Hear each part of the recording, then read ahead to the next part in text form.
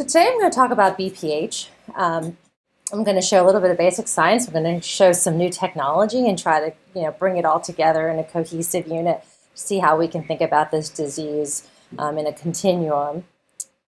So I put up my disclosures. So how significant is BPH as a problem? Well, I don't think that we all are surprised by this, but at least 50% of men, BPH becomes very clinically significant. And by the age of 80, 75% of men are suffering from this condition, which means it affects millions of men worldwide. So for me, the first question as a researcher is, we know from MTOPS that there's at least 66% of patients who are well treated on medical therapy have no overall progression and continue along that line. But there's at least 34% of patients who go on and clinically progress. So the question is, what is different about the patients who fail medical therapy and go on to surgical therapy, and what are the mechanisms behind that?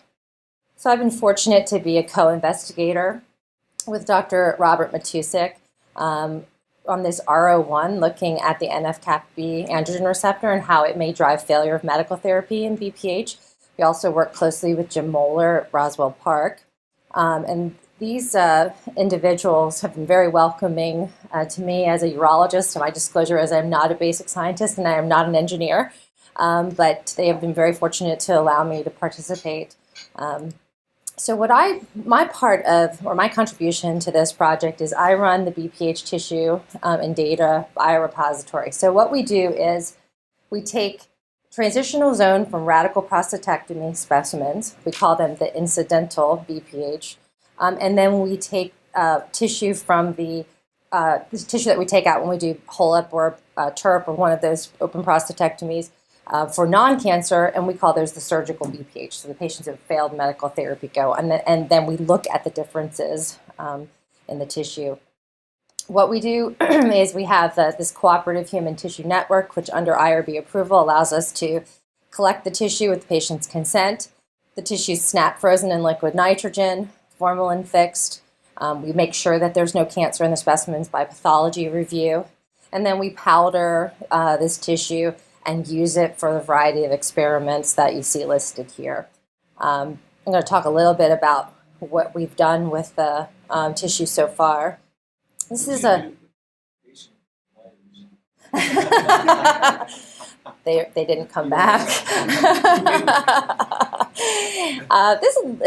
We have over 600 specimens now, but the point of this slide was just to show you kind of how things break down as far as we do catalog what therapies the patient's on, what medical therapy.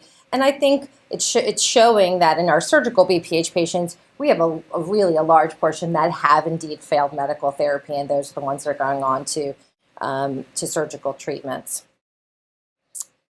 So we know that the androgen receptor is activated by DHT, becomes activated and goes into the nucleus, activates transcription.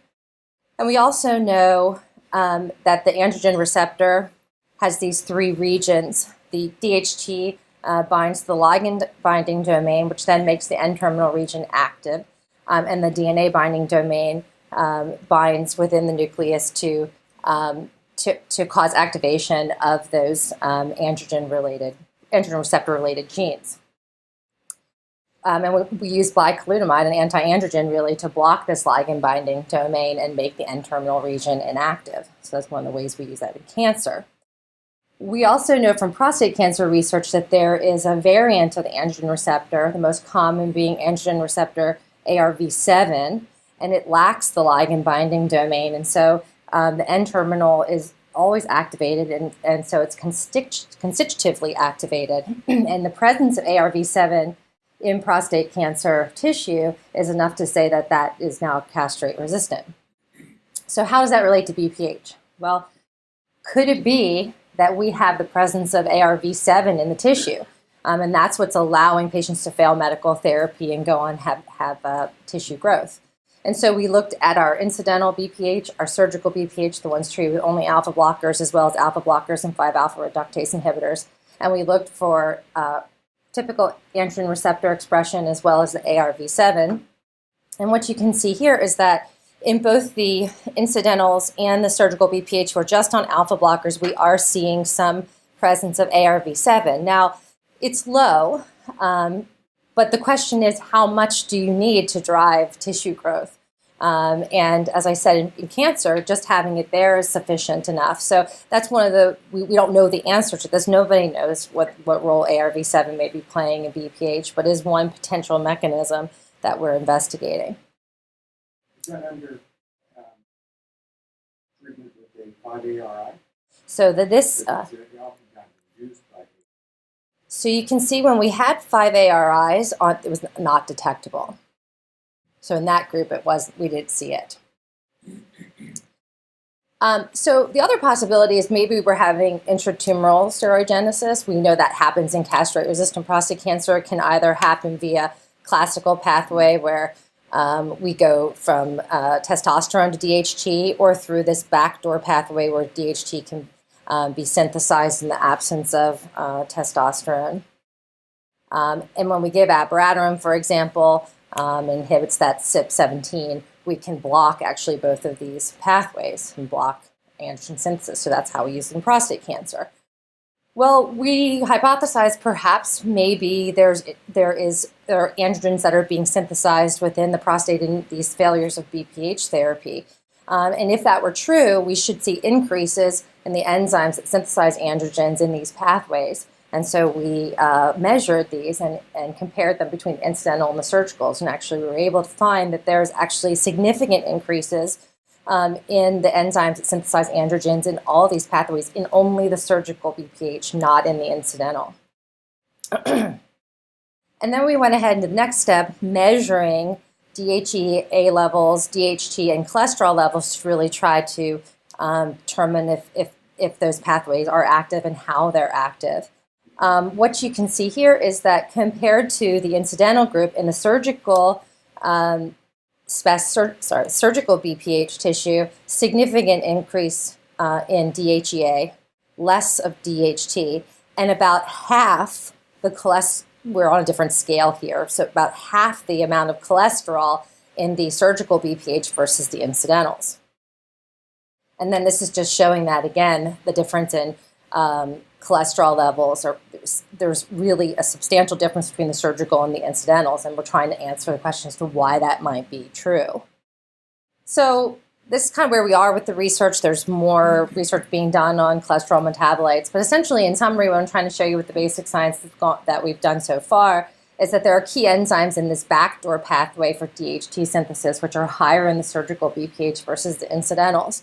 We see higher DHEA levels and lower cholesterol levels, and we know that in castrate-resistant prostate cancer, if you have a level of androgen that's greater than 0.36, which is what we are seeing in our specimens, that's sufficient to actually produce tumor growth. So perhaps it's also sufficient to create tissue, BPH tissue growth.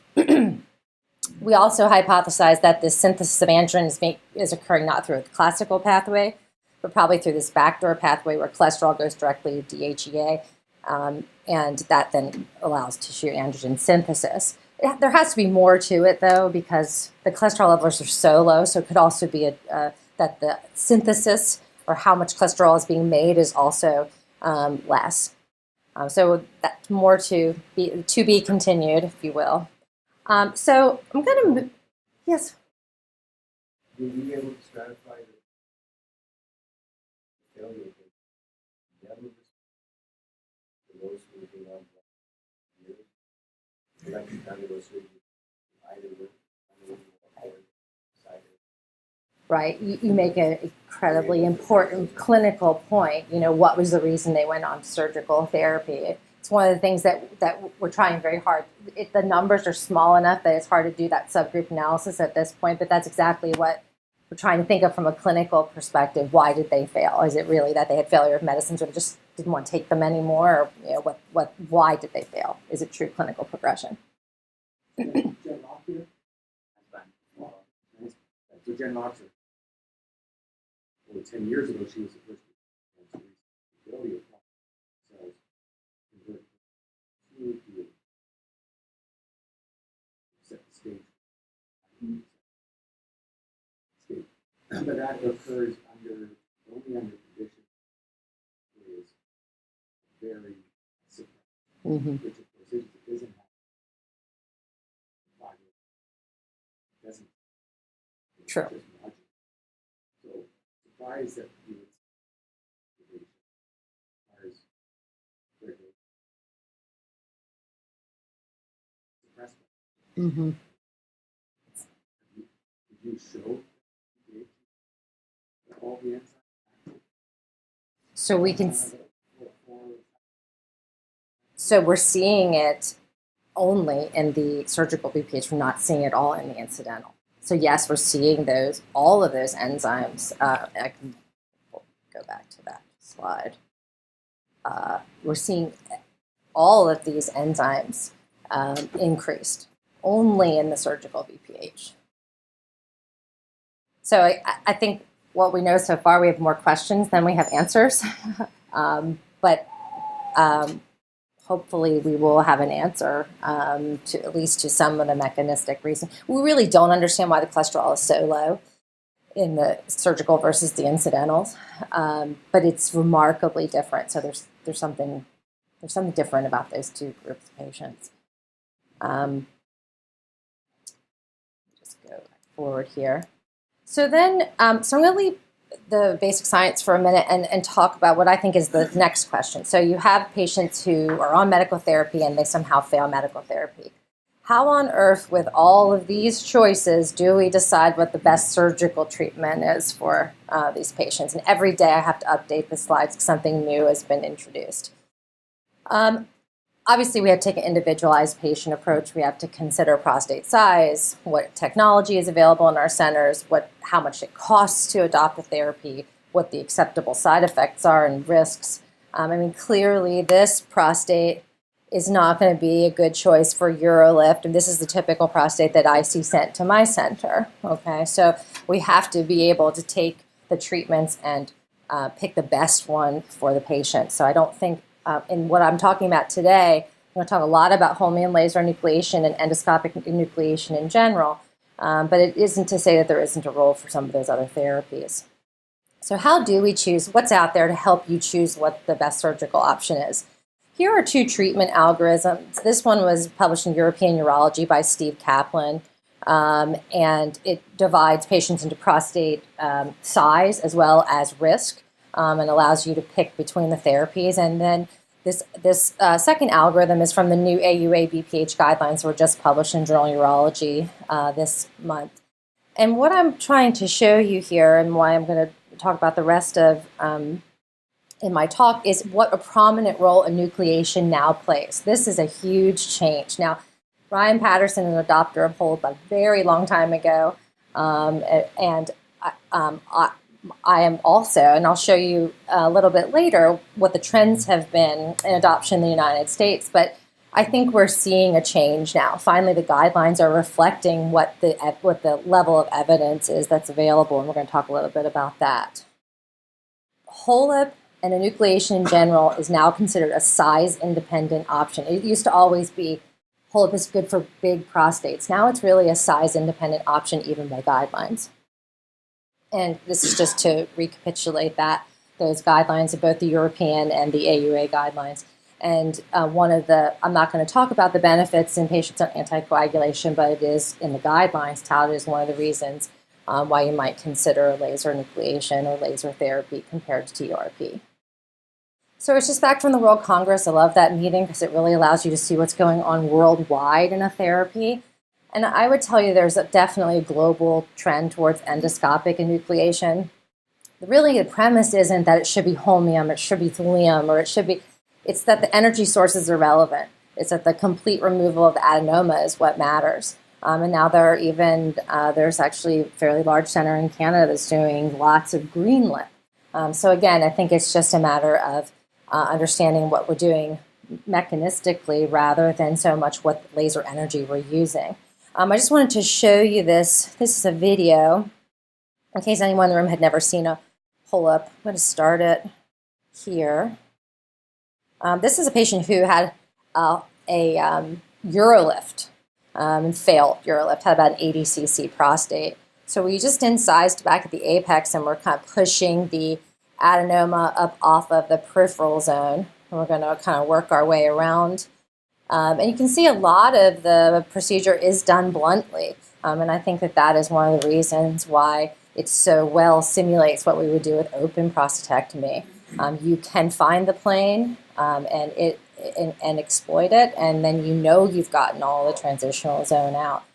I'm going to show you here as we come around, I'm going to show you the UroLift suture.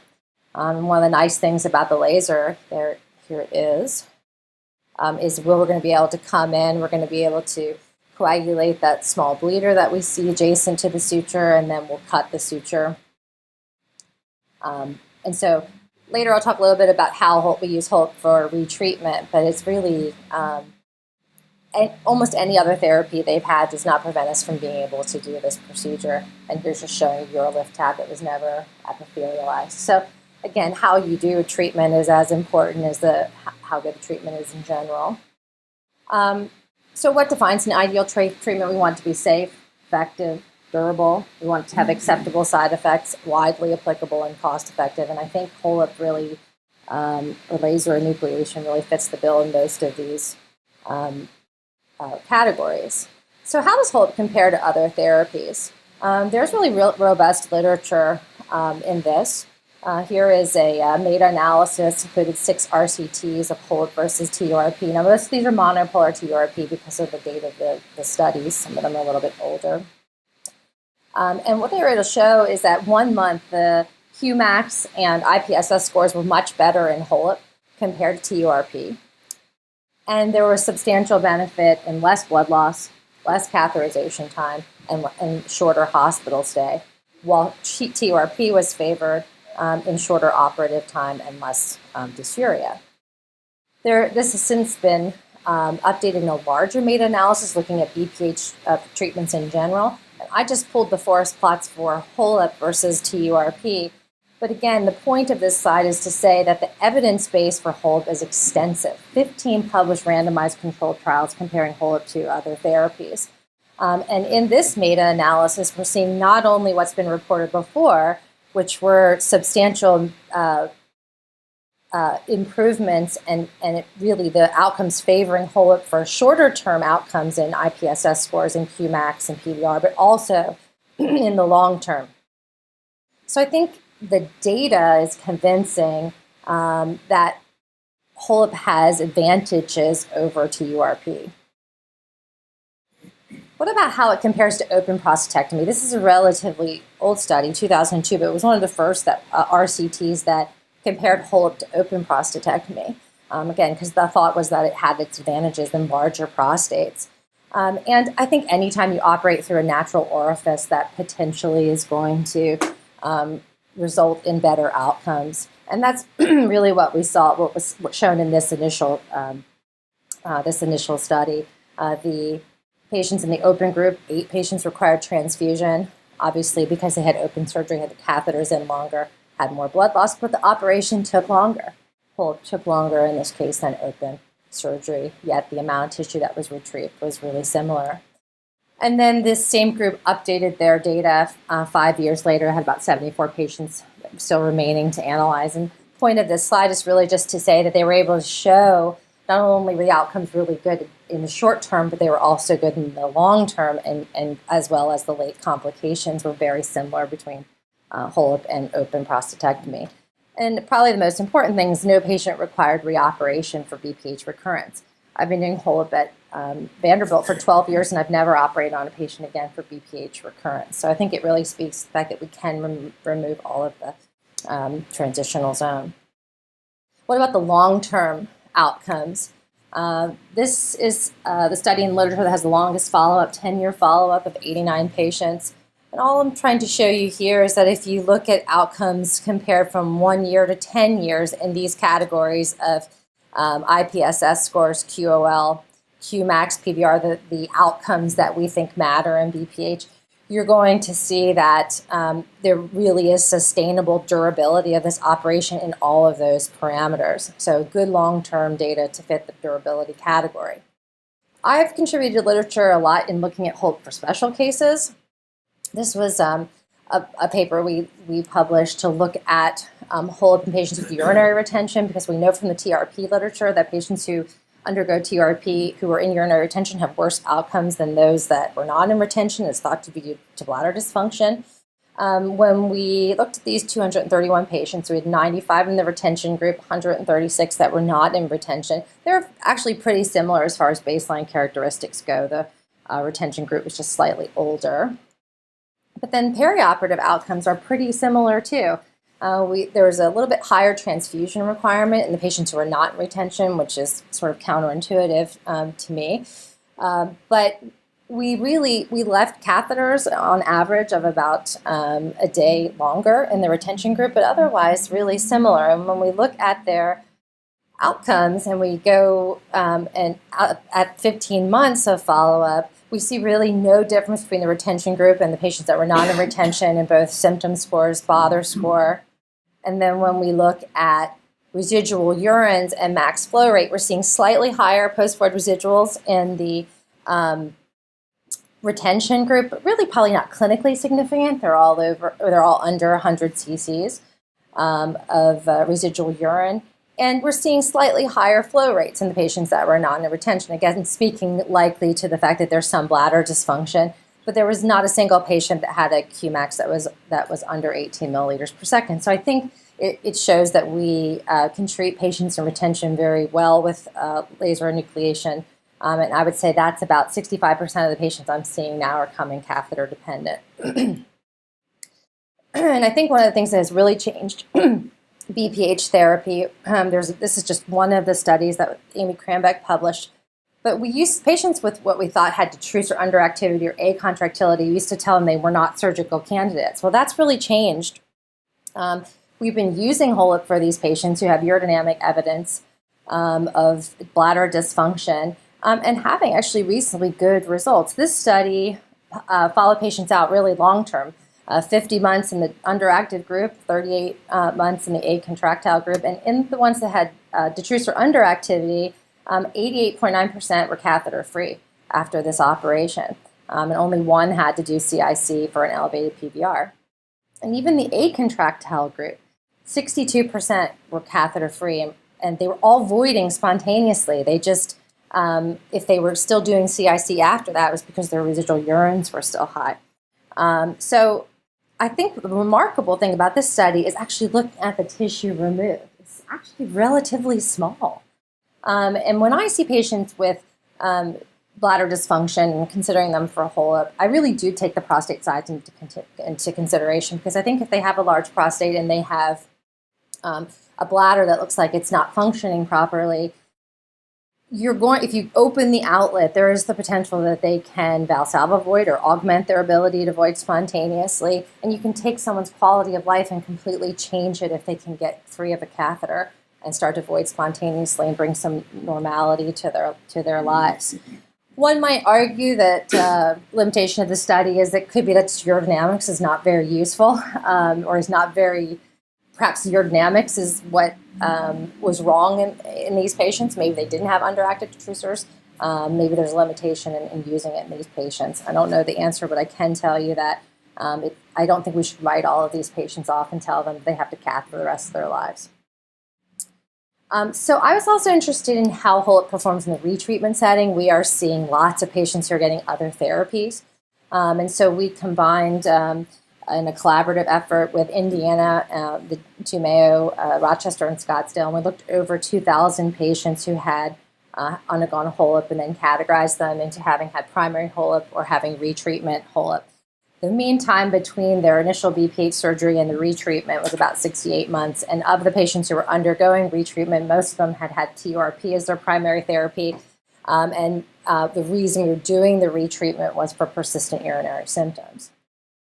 This is just looking at their preoperative characteristics. Patients who had had prior treatment had a little bit higher urine flows, lower PVRs, and were more likely to have undergone urodynamics preoperatively, which I think is intuitive. When we look at the outcomes, we see that the retreatment HOLEP patients had shorter operative times. We took fairly similar tissue amounts out, slightly lower in the retreatment group, which I think is also intuitive. Pretty similar length of stay. I don't think that that's very clinically significant, even though it was statistically significant. Anyway, symptom scores are slightly higher in the retreatment group, but also, again, that's a difference of 1 point. I don't really think that's clinically significant. But we did see a slightly higher risk in complications with clot retention, urethral stricture. And that's I use the study to counsel my patients who are undergoing a retreatment that this is an increased risk for them. Move on here. So I've given you this data. I'm trying to tell you how great HOLEP is. Terrific. So why isn't everyone doing it? That's what my patients ask me. Why are you the only one in Tennessee doing laser enucleation, or the Southeast? Well, this is the answer that you'll typically get. Learning curve is steep. It's daunting. It's impossible to learn. I would tell you that same has been said for TURP, same has been said for robotic prostatectomy. I think it's more complicated than that. So this is published data. We're in the process of putting the manuscript together for this, but we wanted to see what the HOLEP trends were in the U.S. over time. And because I think if you look globally, there's significant adoption of HOLEP depending on what country we're talking about, and want to understand why that may or may not be happening in the U.S. So this was looking at Medicare data, and in order to be considered a site that performs HOLEP, a referral region, you would have to do at least 10 HOLEPs per year. So we can see there's substantial increase between 2008 and 2014. So that looked really hopeful. But then if you actually look at the proportion of HOLEP cases being done versus all BPH cases, we're still only in about the 4%. So why is that? We have the best evidence for this therapy, and yet so few people are doing it. And these are just maps showing you the larger the dot, the more HOLEP that's being done there. So this is 2008. And then this is 2011 and 2014. The red is the 2011, 2014 combined. So yeah, we're definitely seeing not only more cases being done, but we're also seeing a distribution of more people and centers doing HOLEP. So these are not all people that have been trained by fellowship, as an example. These are clearly people, some that are going to courses and are being self-taught. So what's my answer to why it's not being adopted more in the States? We have a completely flawed reimbursement system. We are compensated based on quantity rather than quality. And until we are held responsible for our outcomes, we will continue to do treatments that are not as durable. Also, marketing plays a huge role. We know that with robotic prostatectomy. We were talking about that last night. It's not necessarily better, but patients think they want it because the marketing has told them that it's better. So I also think in the States, because the way radical prostatectomy has gone towards robotics, all of these robots are sitting all over the country. And so if you have robotic skills, why not translate them to BPH? And so we're seeing, I think, a sharper rise in the number of robotic prostatectomies being done rather than trying to learn a new treatment, even if that is natural orifice. So I think learning curve really is only part of the answer. We're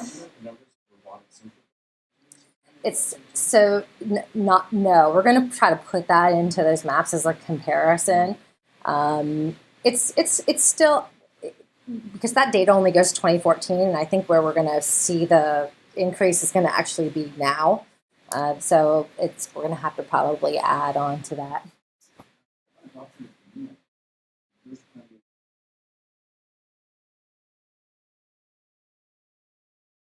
So it really feels like Greenlight did this and is starting to do this.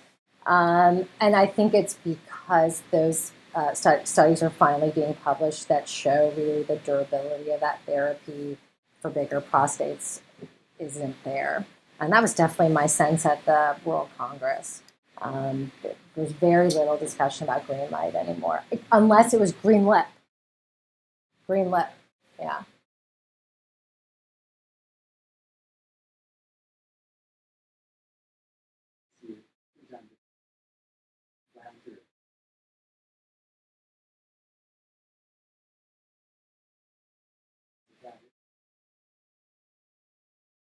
Yeah.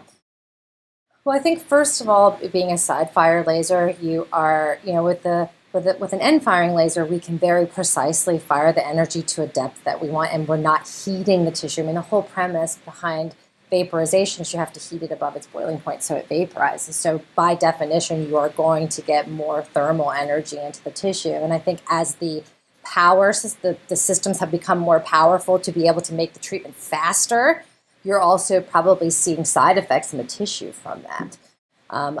Particularly the patients that have those median lobes, we've seen some green light disasters that actually have had cystectomy because they've got their whole trigone taken out by inappropriate use of the fiber. So again, I don't know that it's a treatment that doesn't have merit. I think it does. It's just to the appropriate patient and for someone who uses it with skill. Yeah.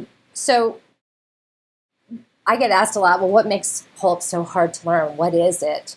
I mean, you do have to have an appreciation of 3D concepts, and every prostate is shaped differently. I'm certain you've been able to see that in your radical prostatectomy series. Some are longer, wider. The pelvis is different. I mean, there's a lot of differences from patient to patient in anatomy.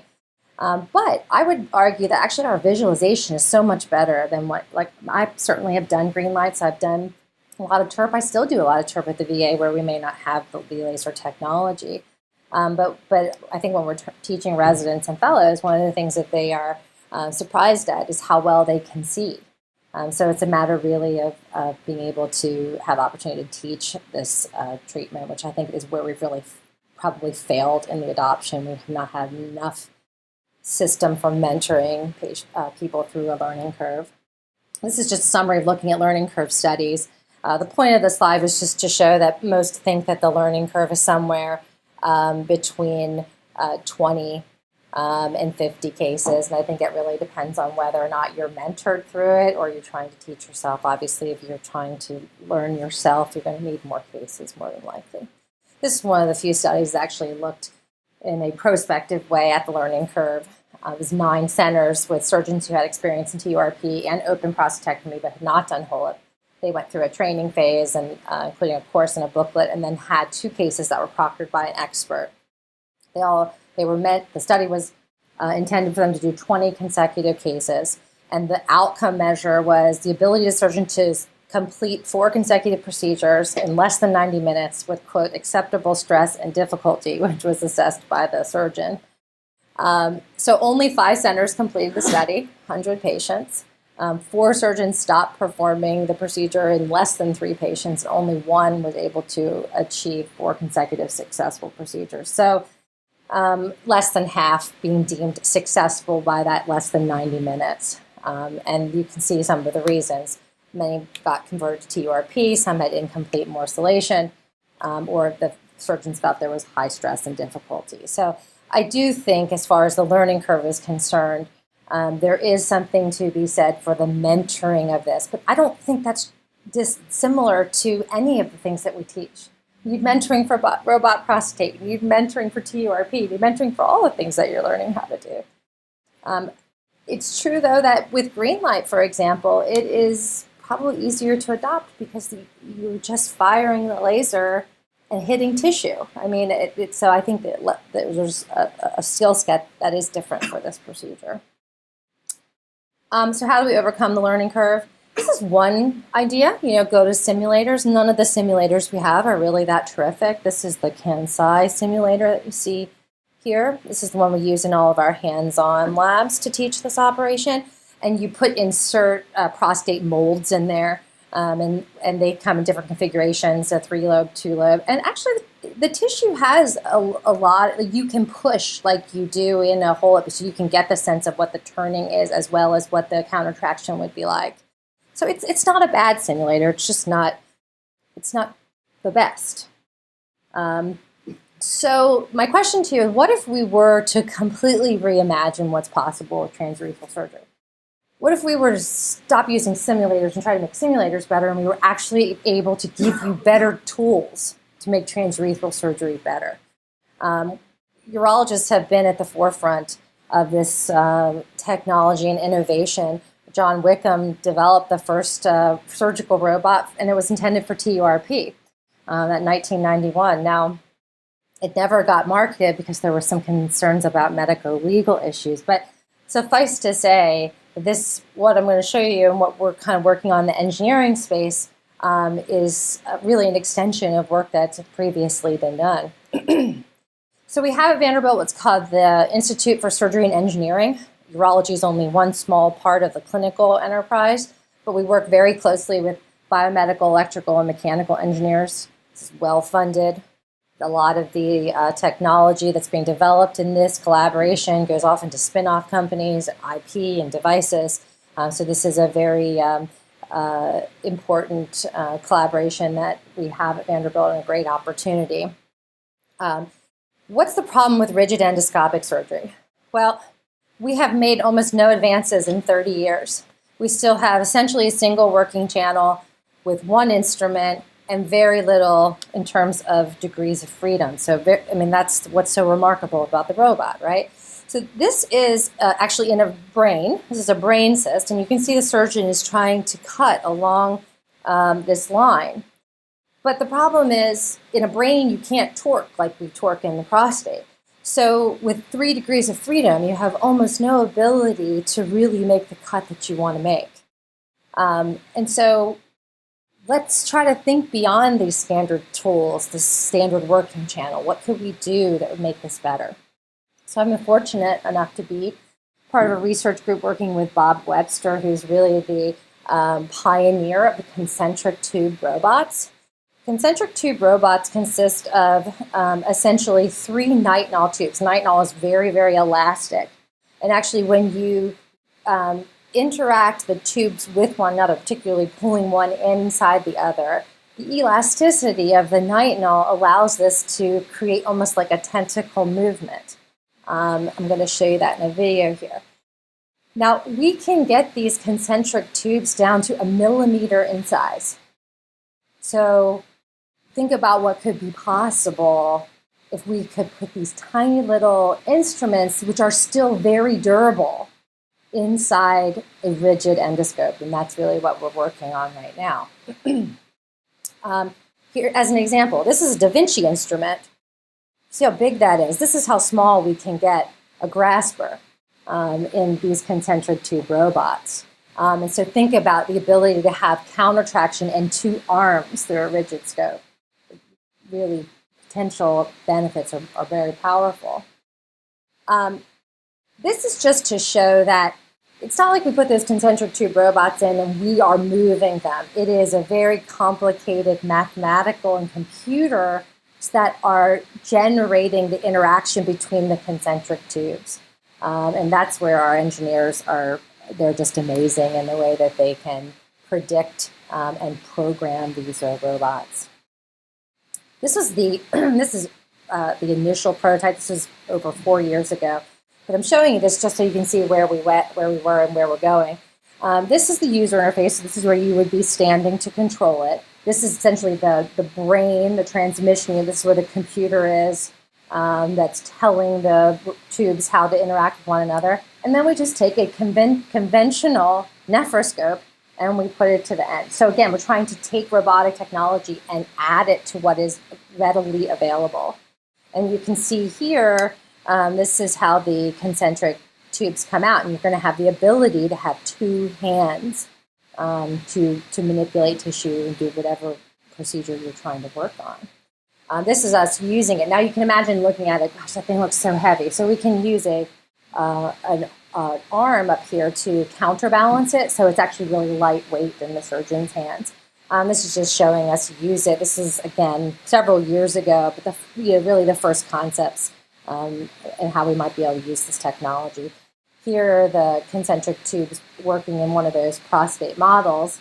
And what you see down here, this is the other hand. Right now it's not doing anything because, again, we're so used to only having one instrument and one working element. Once you realize you have the other hand, you can come up here and you can grab and you can actually give yourself counter traction. So this is really very early work that was done. And then the next step was we took it and wanted to prove we could do it in a cadaver. So we used the same robot to do this in a cadaver model, and we're able to remove part of the prostate lobe. So one of the things that happens in device technology is that you get to a certain point where research takes you, and then you need more money. And you realize that in order to really bring this to the market, you're going to have to get investors. You're going to need to create a company. So I am not involved in this company at all. I'm really involved in the research side. But my partner, Duke Carroll, and all of his collaborators, the engineering, developed what's called Surgical, which is pushing this technology forward. So I wanted to acknowledge them. So this is a video of what was conceived, how it would change from what we have. So you can imagine the laser fiber and a grasper for a regular instrument, 1.5 millimeters in diameter with interchangeable tools, all able to go through a conventional 26 French resectoscope. And then these would be sort of joysticks back here that the surgeon would be using. This is now, so you saw what we started with. This is the B prototype. This is how it's improved over time. And what this is called a KUKA robot. So it's readily available for anybody who wants to use this technology. But the idea is we wanted to be able to have a way to hold the instrument in place so it would be weightless for the surgeon. And we also had to think about, we have our sheath, which is standard, but we needed to have disposables. So actually you'll see that these are actually disposable cartridges that are going to have the concentric tube robots in them. And this is just a schematic of what this might look like if we were using it for transurethral surgery. And here's another video just showing now we've got the two hands in there. We've got the basket holding this tissue, and we're using the other hand to laser through. And so again, the potential of being able to have counter traction through a rigid scope could be really powerful and change what we're able to accomplish, not just for BPH, but for other treatments. And then this is, I think, where the company hopes things are going. The idea being, let's see if it's going to go. The robot would hold this, use a conventional camera, and then if you, as the surgeon, could actually control it from anywhere in the room via those controls. So it's mounted in the patient. You can actually be away from the patient, because transurethral surgery, it might not be so much of a problem to be sitting right connected to the instrument, but what if we're using it in the brain, or using it in the lung, or using it somewhere else? I mean, I think we're trying to think about it much broader than that. And that's what this slide is to show. Virtuoso has not only a grant to study this for prostate, but also for lung. And so the potential is there to apply this technology for other disease processes. So what are the take-home messages? BPH is common, it's costly, we should care about it. We're certainly working at trying in the mechanism behind clinical progression. I hope I've shown you that there's level 1 evidence really to show you how good HOLEP is, independent of prostate size, and I think that that's where the global trend is. We talked about some of the obstacles of adoption. I don't know that the payer system is going to change much, but I'm hopeful. But I think we can do better at combating the learning curve, and perhaps some of the new technology I've shown you will not only be applicable to BPH, but to really revolutionizing transurethral surgery for all disease processes or other surgery in other areas of the body. So I have to thank all my collaborators, because, again, I'm so fortunate to be able to work with people who are far smarter than I am, and I think that's how you push the field forward, just like you all have shown here. So thank you so much for the opportunity, and any questions you have, I'm happy to answer.